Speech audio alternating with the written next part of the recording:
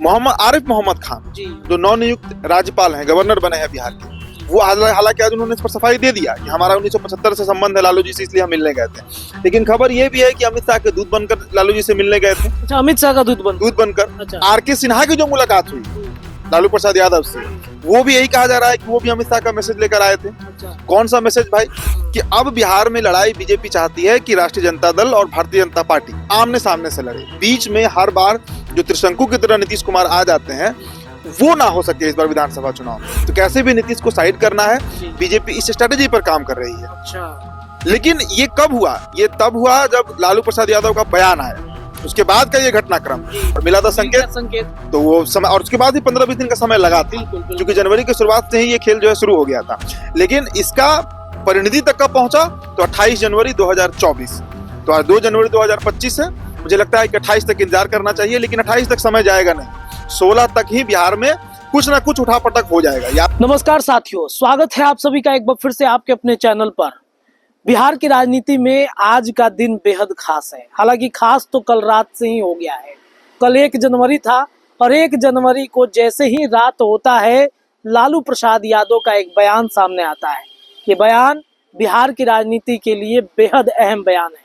उसके ठीक अगले सुबह, चूंकि आज बिहार के नए राज्यपाल का शपथ समारोह था, उसके पहले की जो राजनीतिक घटनाक्रम घटी है, लालू प्रसाद यादव के बयान के बाद चर्चाएं तेज हो गई। तेजस्वी यादव से पूछा गया तो पहले तेजस्वी कहते हैं कि नहीं, हमने तो पहले ही सब कुछ क्लियर कर दिया है।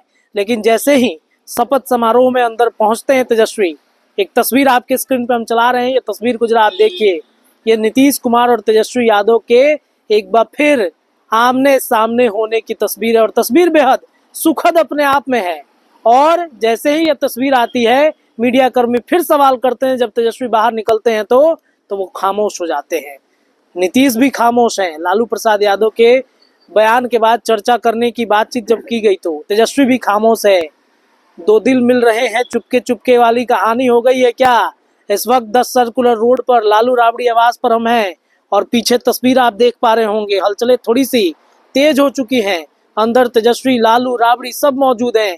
क्या बातचीत हो रही होगी, क्या चर्चाएं चल रही होंगी, उस पर आएंगे। लेकिन उदीप जी हमारे साथ, हमारे सहयोगी है। भाई, ये ग्राउंड जीरो से खबर करना जरूरी हो गया था।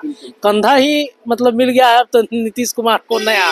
क्या लग रहा है तेजस्वी यादव? देखिए, लालू प्रसाद यादव का जो कल शाम बयान आया, जिस तरह से उन्होंने मतलब खुले तरीके से स्वीकार कर लिया कि नीतीश कुमार का स्वागत है, अगर वो चाहे तो आ सकते हैं हमारे साथ, हमारा दिल और दरवाजा दोनों खुला हुआ है। जी। देखिए, बिहार में ये जो पिछले 15-17 दिनों से जो लगातार खबर चल रही है, नेशनल मीडिया से लेकर तमाम जगहों पर, बिना कारण खबर नहीं है। नीतीश कुमार उठापटक के लिए माहिर हैं। और देखिए, खरमास का महीना चल रहा है रत्नेश, और हम बार बार कहते हैं कि हर साल जब खरमास चढ़ता है तो बिहार में राजनीतिक तापमान भी चढ़ जाता है। 14 दिसंबर से 14 जनवरी बड़ा क्रिटिकल और क्रूशियल फेज आता है बिहार की राजनीति में। पिछले साल यही महीना था और यहीं से लगातार हम खबर कर रहे थे। 28 जनवरी को नीतीश कुमार पलट गए थे, और ऐसा पलटी मारे थे कि पूरा लोकसभा का दृश्य ही बदल गया। अगर नीतीश कुमार उधर होते तो शायद अभी प्रधानमंत्री नरेंद्र मोदी नहीं होते बिल्कुल। क्योंकि बीजेपी के बेस्ट परफॉर्मेंस के बाद भी मात्र 240 सीट जीतना ये सिर्फ नीतीश कुमार का ही देन है। तो बीजेपी 200 के अंदर सिमटती, सरकार नहीं बनने वाली थी दिल्ली में, लेकिन नीतीश कुमार ने दिल्ली में सरकार बनवा दिया। अब पिछले 15-20 दिनों से, महीने दिनों से आप कहिए, जो चर्चा चल रही है कि नीतीश कुमार क्या करेंगे, सहजता तो बिल्कुल नहीं है एनडीए के बीच। कई तरह की खबर। आज तस्वीर आया कि सम्राट चौधरी भी जो है कल ही शायद कल से आज तक के लगातार कई बार सीएम आवास जा चुके हैं सम्राट चौधरी। एक खबर और भी है, इस पर कई जगह हमने पढ़ा भी है। वो खबर मोहम्मद आरिफ मोहम्मद खान जो नवनियुक्त राज्यपाल हैं, गवर्नर बने हैं बिहार के, वो हालांकि आज उन्होंने इस पर सफाई दे दिया कि हमारा 1975 से संबंध है लालू जी से, इसलिए हम मिलने गए थे। लेकिन खबर ये भी है कि अमित शाह के दूत बनकर लालू जी से मिलने गए थे। अच्छा, अमित शाह का दूत बनकर आर.के. सिन्हा की जो मुलाकात हुई लालू प्रसाद यादव से, वो भी यही कहा जा रहा है कि वो भी अमित शाह का मैसेज लेकर आए थे। अच्छा। कौन सा मैसेज भाई? कि अब बिहार में लड़ाई बीजेपी चाहती है कि राष्ट्रीय जनता दल और भारतीय जनता पार्टी आमने सामने से लड़े। बीच में हर बार जो त्रिशंकु की तरह नीतीश कुमार आ जाते हैं, वो ना हो सके इस बार विधानसभा चुनाव में। तो कैसे भी नीतीश को साइड करना है, बीजेपी इस स्ट्रेटेजी पर काम कर रही है। अच्छा। लेकिन ये कब हुआ? ये तब हुआ जब लालू प्रसाद यादव का बयान आया, उसके बाद का ये घटनाक्रम है। जी जी जी। क्योंकि बीजेपी को ये उम्मीद नहीं है कि अब कम से कम तेजस्वी यादव, और तेजस्वी यादव ने सीतामढ़ी में इस पर खुलासा किया भी था, उन्होंने बयान भी दिया था कि नीतीश कुमार टॉलरेट नहीं है, नहीं, एक पैर पे कुल्हाड़ी मारने जैसा हो जाएगा, जैसा हो जाएगा। और सही बात है कि राजनीतिक तौर पर अगर देखा जाए तो ये आरजेडी के लिए आत्महत्या वाला स्थिति है। लेकिन सबके बावजूद अगर लालू प्रसाद यादव इस तरह कह रहे हैं तो बात में कुछ तथ्य है, कुछ दम है। अब देखिए घटनाक्रम, आप देखिए ना, लगातार बीजेपी का एक दबाव का राजनीति नीतीश कुमार के ऊपर लगातार, और इधर आरजेडी की चुप्पी। लेकिन अब चूंकि आरजेडी बोल रही, और दिल्ली का प्रकरण हमने देखा जहां नीतीश कुमार पहुंचे, खबर आई कि मनमोहन सिंह के आवास पर उनकी मुलाकात कांग्रेस के एक बड़े लीडर से हुई, राहुल गांधी के दूध से हुई है, वहां भी एक मैसेंजर की बात थी।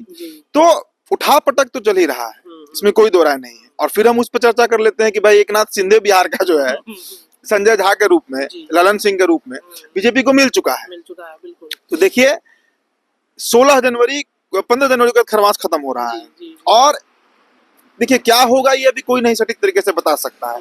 हो सकता है इन सभी बातों पर पानी फेर दिया जाए, सरकार चलते रहे और एनडीए में नीतीश कुमार रह के विधानसभा का चुनाव लड़े। लेकिन इसका उम्मीद और जो कहते हैं ना चांसेस बहुत कम बचा है, अब बहुत कम बचा है।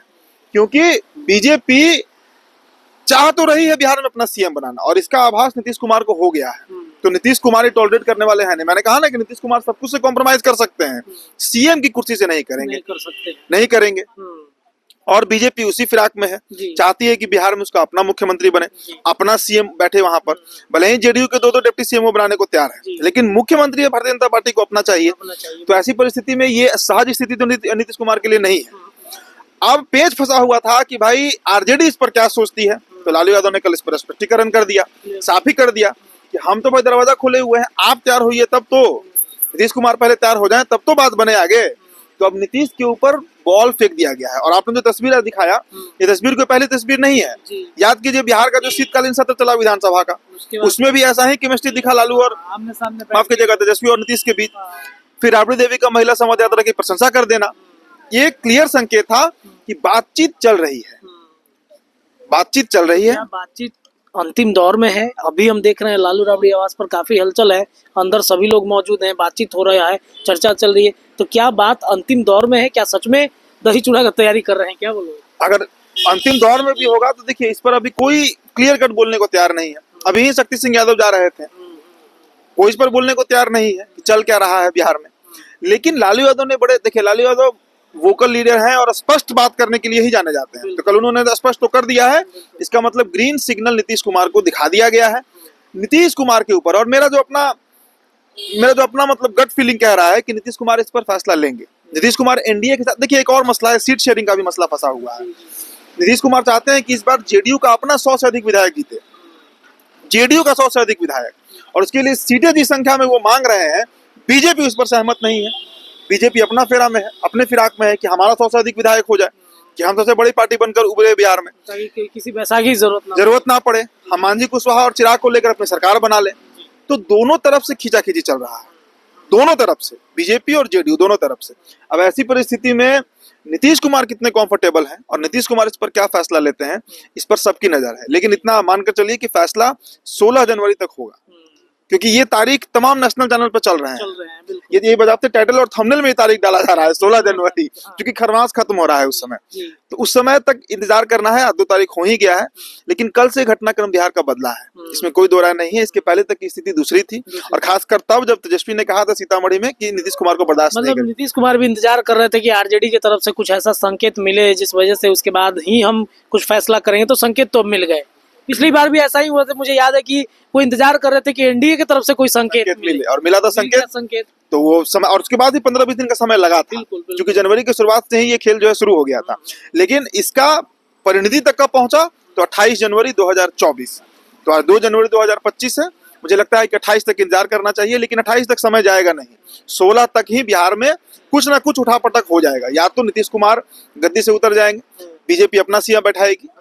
और देखिए आरिफ मोहम्मद खान को भेजा भी गया, हमने कल इस पर खबर भी किया था कि अगर यहाँ पर राष्ट्रपति शासन लगता है प्रेसिडेंट रूल लगता है जिस तरह 2005 में लगा था, फरवरी से अक्टूबर तक बूटा सिंह बने थे, गवर्नर थे बिहार के, और उन्हीं का शासनकाल था। उस तरह का भी अगर यहाँ पर स्थिति बनता है तो उस स्थिति को टैकल करने के लिए राजेंद्र अलकर से अच्छा जो है ये मोहम्मद आरिफ खान जो है, आरिफ मोहम्मद खान, ये ज्यादा कॉम्पिटेंट व्यक्ति है। तो क्या वो भी बातचीत करने गए थे कि अगर ऐसा स्थिति होगा तो आप क्या तैयार हैं विधानसभा चुनाव पहले कराने? देखिए, इसकी खबर थी और खबर इस पर आज चला भी है कि अमित शाह के दूत बनकर कहीं मोहम्मद आरिफ खान तो लालू यादव से बात करने नहीं गए थे, समझाने तो नहीं गए थे कि भाई कितने दिनों तक नीतीश कुमार बीच में सत्ता का सुख लेते रहेंगे, लड़ाई अब आमने सामने की हो जाए, बीजेपी और आरजेडी लड़ जाए, इसलिए समर्थन मत दीजिए, समर्थन मतलब नीतीश कुमार मांगे तभी समर्थन मत कीजिए। फिर आरके सिन्हा की मुलाकात, उस समय भी उसके बारे में भी यही बातें निकल कर आ रही हैं कि अब बीजेपी भी नहीं चाह रही है ना कि राजद इनको स्वीकार करे, क्योंकि अगर स्वीकार कर लेगी तो फिर 2025 के बाद नीतीश कुमार कंटिन्यू करेंगे एज ए सीएम अगले 5 सालों के लिए, और अगर 100 से अधिक विधायक जिता लेते हैं तो और मजबूत होकर उभरेंगे नीतीश कुमार, और ज्यादा मजबूत होकर उभरेंगे तो और अधिक स्थिति खराब रहेगी, मतलब ना बीजेपी ना आरजेडी दोनों के दोनों जो है वो सत्ता से 5 साल के लिए बाहर ही रहेगी। तो बिहार उनके हाथ नहीं आना है। बीजेपी चाहती है फाइट में आना, और उसके लिए फाइट तभी होगा जब आरजेडी वर्सेस बीजेपी होगा। जब तक नीतीश कुमार बीच में है, जेडीयू बीच में है, सत्ता दोनों तरफ नहीं जाने वाली है। वो पेंडुलम की तरह है कि बीच का बैलेंस बनाकर रखेंगे, भले ही उनके 100 विधायक हो या 40 विधायक हो, सीएम नीतीश कुमार ही, चाहे 20 विधायक हो, सीएम नीतीश कुमार ही रहेंगे। सेंटर पावर का जो केंद्र है ना, वो नीतीश कुमार ही रहेंगे। चलिए देखिए, तो ये मसला है बिहार की राजनीति में, राज्यपाल का लालू प्रसाद यादव से मिलना हो या जो आरके सिन्हा अचानक से मिलने गए थे लालू प्रसाद यादव से देर रात्रि, ये भी एक संयोग नहीं है। बिहार की राजनीति में कोई भी घटनाक्रम यूं ही नहीं घटता है। तो नीतीश कुमार को अब साइड करने की तैयारी आरजेडी और भाजपा दोनों मिलकर कर रही है। नीतीश कुमार आते हैं नहीं आते हैं, ये फैसला आरजेडी को करना है, लालू प्रसाद यादव को करना है, तेजस्वी यादव को करना है। और मुझे लगता है कि आज के प्रकरण के बाद इस वक्त लालू राबड़ी आवास पर चर्चा चल रही होगी। बड़े बड़े नेता आवास में जा रहे हैं, कोई बाहर निकल रहा है, चुपके से किसी की गाड़ी दूसरे तरफ से घूम जा रही है, लेकिन मंथन तो चल रहा है। क्या होता है रात भर में, क्या कुछ फिर नया बयान आएगा, ये देखना बड़ा दिलचस्प होगा। फिलहाल इस चर्चा में इतना ही, लेकिन चर्चाएं आपके चैनल पर लगातार जारी है। बहुत बहुत धन्यवाद।